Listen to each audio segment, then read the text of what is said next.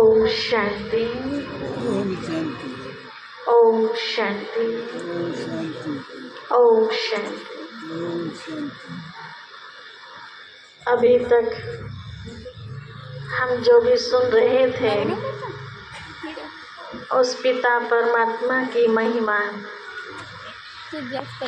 जिसको दुनिया में कोई भी समस्या आती है तो बिना याद दिलाए उसकी याद हमें आती है।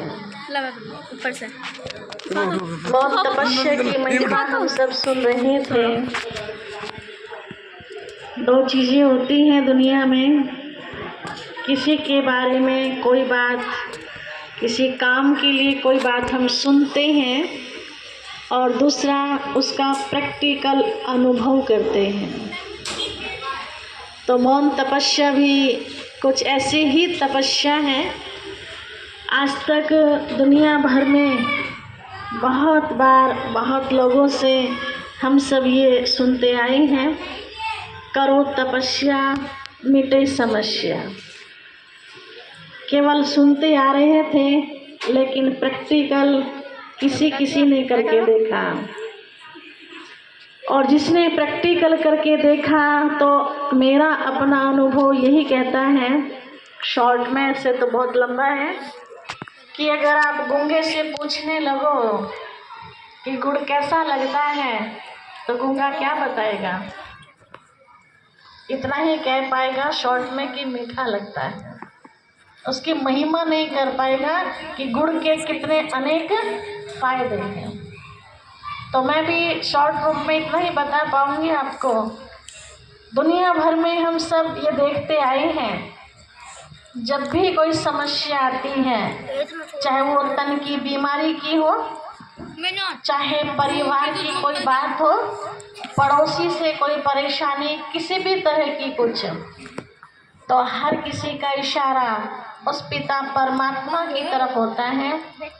हम एक दूसरे को याद दिलाते हैं कि भाई उस पिता को याद करो, सब ठीक हो जाएगा। आज हम प्रकृति की तरफ से भी देखते हैं,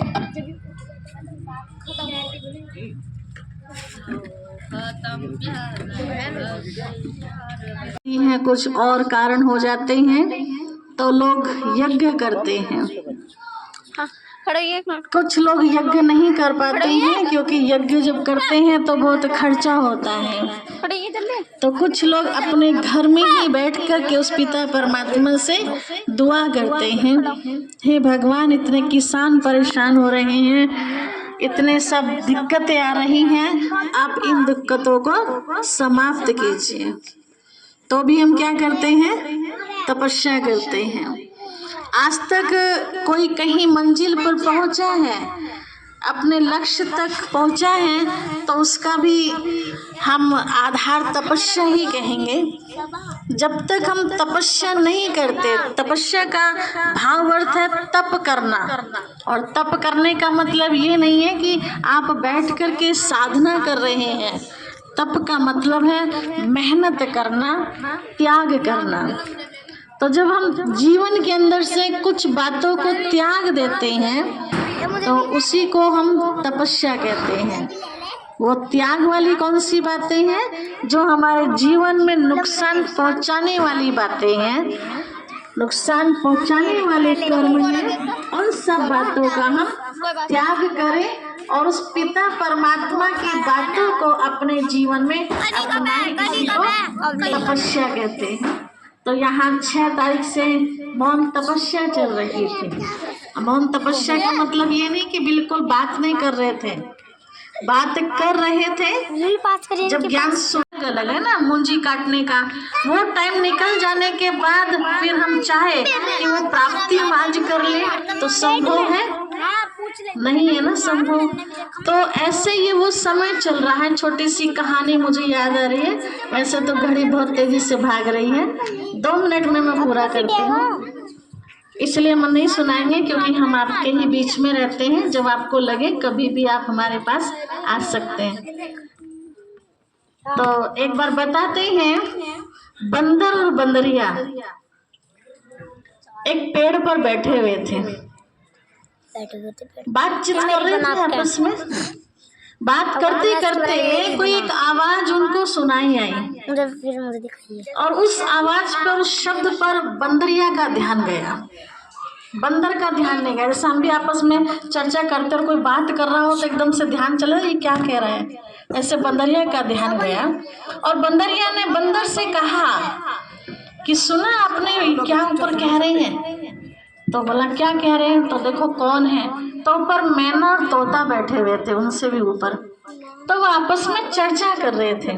वो चर्चा क्या कर रहे थे कि ये इतना सुहावना समय है, परमात्मा का दिया हुआ ये वरदानी समय है। इस समय अगर कोई पेड़ से कूद जाए ना नीचे तो वो जीवन परिवर्तन उसका हो जाएगा, परिजादे बन जाएंगे, क्या कहे देवी देवता बन जाएंगे। ऐसे वो आपस में चर्चा कर रहे थे। तो इस बात का बंदरिया को थोड़ा अटेंशन गया। बंदर से कहा, बंदर ने कहा हंसते हुए, तेरा दिमाग चल गया है क्या? पेड़ से कूदेंगे तो देवता बनेंगे या हाड़ गोड़ टूटेंगे? बंदरिया ने कहा अगर कुछ है राज तो तभी इन्होंने कुछ ऐसी बात कही है, अगर ऐसा ना होता तो ऐसी बात ना कहते। मेरा तो मन कर रहा है इनकी बात सुन के कि मैं इसको प्रैक्टिकल कर दूं। बंदर ने कहा रहने दे, कभी जैसी है इससे भी चली जावे। बंदर ने कहा नहीं, चल आप भी। मैं तो पेड़ से कूदूंगी क्योंकि मुझे अपना जीवन बदलना है, मुझे बंदरिया रूप में अब नहीं रहना है। बंदर ने समझाया और उसकी बात को ना सुनते हुए बंदरिया कूद गई। जैसे बंदरिया कूदी तो बंदरिया का रूप चेंज हो गया। बंदरिया से लक्ष्मी बन गई। अब ये सीन बंदर ने देखा, अरे ये क्या हो गया? तो कैसा लगा होगा बंदर को? बहुत अच्छा लगा होगा। तो उसका मन कर रहा होगा या नहीं कर रहा होगा अपना रूप चेंज करने के लिए? तो बंदर के मन में भी ख्याल आया कि तू ही क्यों बंदर रहे, तू भी नारायण बन जाइए, लक्ष्मी बन गई। तो ऐसे सोच रहा था और सोचने के बाद कहा देर क्यों करूं, ये कहीं और ना चली जाए, इसका साथ मुझे पकड़ना है, नारायण बनना है। तो सोचा जितनी देर में और कूदा तो उसके तो हाड़ गोड़ टूट गए बेचारे के। अब मन में प्रश्न खड़ा हुआ कि लक्ष्मी कूदी, बंदरिया कूदी तो लक्ष्मी बन गई और मैं कूदा तो मेरी हड्डी पसली टूट गई, कारण क्या है? तो ऊपर से आवाज आई, समय निकल गया। तो वो समय था, उसी समय अगर वो भी कूद जाता तो परिवर्तन हो सकते थे।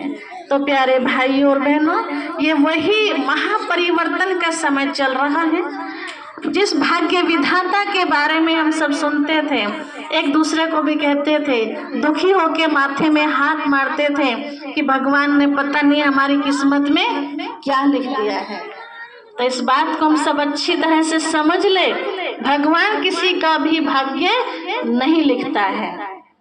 इस समय वो भाग्य विधाता परमात्मा जिसका हम अनेक जन्मों से इंतजार कर रहे थे कि हे प्रभु तुम कब आओगे और हमारे भाग्य की रेखा को बदलोगे। तो भाइयों बहनों, वो समय आ चुका और आके जाने वाला भी है, आके जाने वाला भी है। ये समय भाग्य विधाता अपना कार्य कर रहा है, हम सबके हाथ में भाग्य की लिखने की कलम दे रहा है। जैसा चाहो अपना भाग्य आप खुद लिख सकते हैं। जैसा दीदी जी ने 4 कृपा की बात हम सबके सामने की, अगर एक कृपा हमने अपने ऊपर नहीं की, बाकी 3 कृपा कैसी हो गई? बेकार हो गई। तो जो हमने जन्म जन्मांतर उससे पुकारा और हमारे पुकारने पर वो आ भी गया धरती पर, लेकिन आज हम उसकी बात नहीं सुन रहे हैं, नहीं समझ रहे हैं। तो आने वाला समय ऐसा मुसीबतों से घिरा हुआ होगा। सब जानते हैं, हम सब अपने बचपन की कहानी को याद करें, हम सब कितने सुखी थे, परिवार में आपस में कितना प्यार था, घर घर इतनी मोहब्बत, एक दूसरे का दर्द समझा करते थे। और आज उल्टा हो रहा है। आने वाले समय में और क्या होगा? इससे अच्छा होगा या खतरनाक होगा? अच्छा, इससे खतरनाक ही होना है। तो ऐसे मुसीबत में जब चारों तरफ हम घिर जाएंगे और उस समय हम उस पिता परमात्मा को याद करेंगे कि हे भगवान तो हमारी सुन ले, तो भगवान क्या कहेगा? तो मैं इतना ही कहना चाहूँगी कि थोड़ा समय निकालिए, कहीं ऐसा ना हो जाए कि बचा हुआ समय भी आपके हाथों से निकल जाए। सेंटर पर आना रोज जरूरी नहीं है, कोई बंधन नहीं है, लेकिन उसको समझ लीजिए, पहचान लीजिए और अपने घर में ही उसको याद कीजिए, अपने घर के परिवार का उसको सदस्य बना लीजिए और पूरा लाभ उठाइए। ओम शांति।